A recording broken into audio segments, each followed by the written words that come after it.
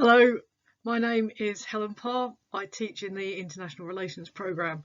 So this is my 3-minute taster on issues in international relations, and this is about what will be the UK's role in the world after Brexit. So the idea of a world role, has always been important to Britain's global posture. So we see here in the slide Winston Churchill, obviously a hugely important figure in Britain's political history, sitting in front of a map of the world. So in 1948, Churchill described Britain's world role in terms of 3 circles, with Britain uniquely at the centre between the Empire Commonwealth, America, the United States of America, and Europe. In 1962, the American State Secretary Dean Acheson said that Britain had lost an empire and not yet found a role, which is also an idea which has been quite influential in thinking about Britain's foreign policy. So after joining the European community in 1973, Europe became central to Britain's world role.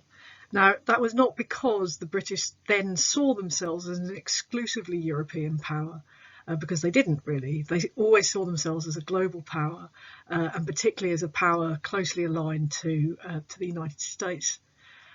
But Europe was, if you like, the centre of Britain's international role. So Europe was important to Britain's world role because successive governments believed that it was through Europe that Britain could exercise its influence on America and globally.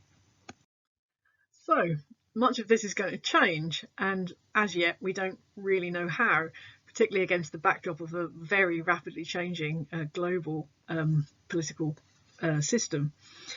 So during the referendum, one idea circulating was that Britain would become, I don't know, more like a little England, more protectionist, withdrawing from the world. Another was that Britain could become like a Greater Singapore, so low tax, low regulations, small state, perhaps with an enhanced military role. After the referendum, the government was keen to emphasise that Britain was open for business, and that Britain would retain close foreign and security links with the EU, and perhaps enhance its relationship with the United States. So in a way, everything changes and nothing changes as well. So however things move forward, there are going to be some formidable challenges. One of those is, will Britain move closer to the United States? And if it does, will Britain be able to do that but retain its own freedom for action within that relationship? Because obviously Britain is a much smaller partner between the two. Another is the question of the UK itself. So what's going to happen on the island of Ireland? And will Scotland start to push or pull in a different direction?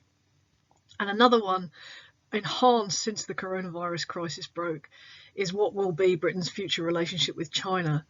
And certainly during the pandemic, there are signs that amongst the Conservative Party, many want now to take a tougher line on China. So exactly how these issues are going to play out remains to be seen, but it's certainly going to be a pressing question for the foreseeable future. So thank you very much for listening, and hope to see you at Kiel in due course.